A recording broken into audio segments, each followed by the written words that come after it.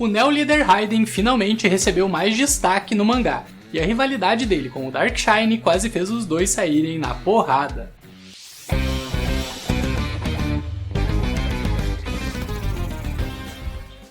O capítulo começa com o McCoy falando aos heróis da classe S sobre o Neo-Líder Raiden, e ficamos sabendo que ele tem um histórico de 700 vitórias consecutivas no campeonato de Super Sumo, onde só podem participar lutadores com mais de 3 metros de altura e que pesem mais de 400 quilos. Calcule só o tamanho dessa gente, cada lutador desses tem em média a altura de um urso pré-histórico. Apesar de que, pelo que a gente viu até agora, o mais provável é que essas 700 vitórias do Raiden tenham sido por WO. Afinal, além do Raiden, pelo menos até agora não apareceu nenhum humano no mangá com mais de 3 metros de altura, pois o mais alto depois do Raiden é o Darkshine, que tem um pouco menos do que 2,5 metros. E galera, seria hilário se mais pra frente a gente ficasse sabendo que o Raiden simplesmente ficava sozinho no ringue por não existir mais ninguém que tivesse os requisitos mínimos para participar das lutas de Super Sumo.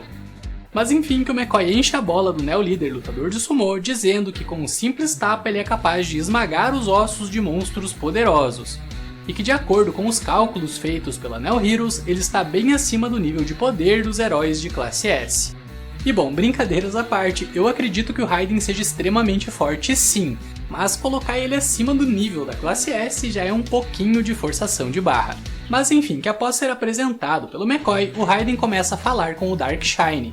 E então ele revela que o ex-herói da classe S é muito famoso entre os lutadores de Sumo, por causa da fama dele de ter os músculos tão duros quanto diamantes. E que graças a isso surgiu uma lenda entre os lutadores que o Darkshine supera em força bruta não apenas os humanos, mas também todas as feras selvagens que existem no mundo. E após falar isso, o Raiden então revela que a mesma lenda surgiu a respeito dele próprio. Afinal, por ele ser invencível em combate, os lutadores de Sumo passaram a considerar o Raiden como sendo mais forte do que qualquer fera selvagem. E por isso o Raiden agora deseja, mais do que qualquer coisa, testar a força do Darkshine. Afinal, ele quer provar para si mesmo que ele é capaz de derrotar o humano que tem o corpo mais forte, pelo menos de acordo com os boatos. Mas enfim, que o Raiden não perde tempo e começa a empurrar o Darkshine. E aliás, nesse momento vemos que o Neo-Líder é realmente muito mais alto do que o ex-herói da classe S. Porém logo fica evidente que o Darkshine não tem mais a menor condição de lutar, mesmo que seja uma luta amigável com o objetivo de medir a força de cada um. E por isso ele simplesmente solta as mãos do Raiden e depois recua dizendo que eles precisam parar. E olha, eu não sei se vocês perceberam, mas o Raiden claramente estava fazendo muita força para empurrar o Darkshine, enquanto o Darkshine claramente não fez esforço nenhum, mas mesmo assim conseguiu se livrar das mãos do Raiden com facilidade.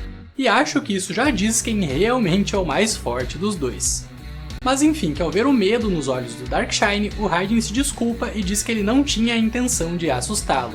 E depois ele se afasta enquanto fala que claramente o Darkshine não está na sua melhor condição nesse momento, ao mesmo tempo em que ele fica pensando que talvez o Darkshine já não seja mais tão forte quanto ele já foi um dia. E o Raiden claramente estava se lamentando quando ficou pensando isso. Mas olha, mais uma vez, eu acho que o Raiden deu foi muita sorte, pois se o Darkshine tivesse apertado as mãos dele durante a medição de forças, o Raiden ia acabar precisando fazer uma cirurgia de ciborgificação para implantar mãos novas. Mas diz aí nos comentários o que você pensa a respeito desses dois. Você concorda comigo que o Darkshine é muito mais forte do que o Raiden? Ou você acha que o Neo-Líder realmente conseguiria igualar ou até mesmo superar a força do herói super musculoso? Mas enfim, que na cena seguinte vemos um Neo-Herói socando a porta da sala de onde os Neo-Líderes estavam reunidos. E então esse Neo-Herói entra na sala gritando e chamando a atenção de todo mundo. E nesse momento o McCoy fala sobre ele, e ficamos sabendo que ele se chama Marslel, e era um candidato a Neo-Líder, mas acabou não sendo aprovado para entrar para a elite da Neo Heroes. Mas apesar disso, o Marslel é um lutador poderoso, tanto que se sagrou campeão de boxe mortal, que é uma categoria de boxe onde os lutadores lutam com luvas cheias de areia de ferro, ou seja, basicamente no lugar de luvas cada um tem uma marreta nas mãos. E bom, junto desse lutador de boxe psicopata tem outro ex-candidato a Neo-Líder, o Cyborg Solitude, que de acordo com o McCoy costumava participar de torneios ilegais onde apenas lutadores com modificações corporais podiam lutar. Porém o Solitude era muito mais forte do que os demais lutadores, e por isso ele acabou sendo banido do torneio. Mas enfim, que na sequência o Mars-Lel começa a gritar com o McCoy dizendo que ele merece ser um dos Neo líderes. Afinal, se a Neo Heroes deu uma posição entre os heróis de elite pro Zydates e pro Impulse Navy, que não tem nenhuma experiência de combate, então ele também deveria receber o cargo de Neo líder. E depois o Solitude também começa a falar, e ele critica o fato de eles terem escolhido uma menina frágil como a Ebigaza para estar entre os Neo líderes. E ele conclui dizendo que ele vai se recusar a obedecer às ordens de alguém mais fraco do que ele. Porém, enquanto Solitude estava falando, o olho robótico dele começou a fazer uma leitura do corpo da Ebigaza, e nesse momento ele ficou sabendo que ela é uma ciborgue que teve 71% do corpo modificado. E isso deixou ele em choque, pois como ele já participou de vários torneios onde apenas ciborgues podiam lutar, ele sabe que a média de ciborgificação do corpo fica em torno de 30%. E apesar de existirem casos raríssimos de ciborgues com mais de 60% do corpo modificado, ele sabe que é preciso ter uma força de vontade gigantesca para conseguir sobreviver às cirurgias. E por isso ele simplesmente congela de medo enquanto fica se perguntando o que diabos motivou uma menina tão jovem quanto a Ebigaza a modificar tanto do seu corpo. E pior, como ela foi capaz de sobreviver às diversas cirurgias. Mas enfim, que o Mars-Lel começou a gritar com Solitude por ele ter ficado imóvel do nada. Porém, como o Cyborg estava com medo demais para falar qualquer coisa, o pugilista começou a demonstrar sua força desferindo vários golpes. E enquanto golpeava o ar, ele começou a se gabar dizendo que além de seus socos serem super rápidos, graças às luvas que tem 9 kg de areia de ferro cada uma, cada golpe seu tem força bastante para esmagar um crânio. E galera, até mesmo Suiryu ficou impressionado com esses golpes, pois ele fez questão de falar que os socos do Mars-Lel eram realmente muito bons. E depois o Raiden percebeu que o neo-herói pugilista estava se movendo em direção ao Darkshine. E por isso ele aconselhou o ex-herói da classe S a se afastar para não acabar sendo atingido pelos socos esmagadores do neo-herói boxeador. Porém, antes que o Darkshine pudesse se mover, o Mars-Lel avançou contra ele e desferiu um poderosíssimo soco esmagador na barriga do ex-herói da classe S. E depois ele começou a debochar do Darkshine enquanto falava que a mão dele escorregou. Ou seja, desde o começo o Mars-Lel queria nocautear o Darkshine para provar para todos que ele é forte o bastante para ocupar uma posição entre os Neo-líderes. Porém, como vemos na sequência, o Darkshine não sofreu absolutamente nenhum dano com o soco do neo-herói pugilista. No entanto, como o próprio Darkshine destaca na sequência, o mesmo não pode ser dito sobre o punho do Mars-Lel, pois ele acabou ficando com uma terrível fratura exposta depois de ter golpeado a barriga do Darkshine.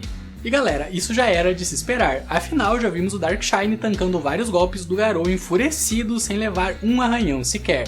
Portanto, se nem o Garou conseguiu, não ia ser o Mars-Lel quem ia ferir o corpo dele.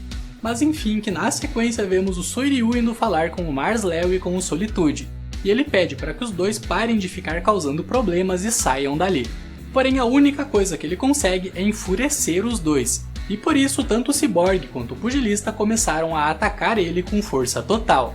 No entanto, eles nem sequer conseguiram atingir o Suiryu, pois as habilidades dele com artes marciais eram tão avançadas que ele defletiu todos os ataques sem fazer o menor esforço. E foi dessa forma que terminou o capítulo 204 do mangá. Pois é galera, e eu acho que isso prova que atualmente o Suiryu seria um bom rival para o Garou, considerando que no final do arco da Associação dos Monstros, o discípulo do Silverfang voltou ao nível de poder que ele tinha quando lutou contra o Darkshine. Então diz aí nos comentários qual dos dois você acha que venceria uma luta atualmente, o Suiryu ou o Garou. E galera, pra quem tá se perguntando quando o mangá vai voltar a mostrar a luta do Blast contra o Empty Void, bom, se a história seguir o mesmo ritmo da webcomic, então vai ter pelo menos mais um capítulo focado nos Neo-líderes, no qual vamos conhecer o Assassino A, os ciborgues Ermin e Destro e o filho do Blast, o que vai dar um belo gancho para a história voltar a mostrar o Blast e o Empty Void daqui uns 2 ou no máximo 3 capítulos. Mas enfim galera, por esse capítulo é isso. Se você gostou do vídeo, não fecha ele antes de dar um soco mortalmente sério no botão do like, e já aproveita e confere aí se você está inscrito aqui no canal e se o sininho de notificações está ativado. Afinal, bastante gente veio me falar que o YouTube não está notificando sobre os vídeos novos aqui do canal. Mas enfim nerd, é isso aí, até a próxima, valeu, fui!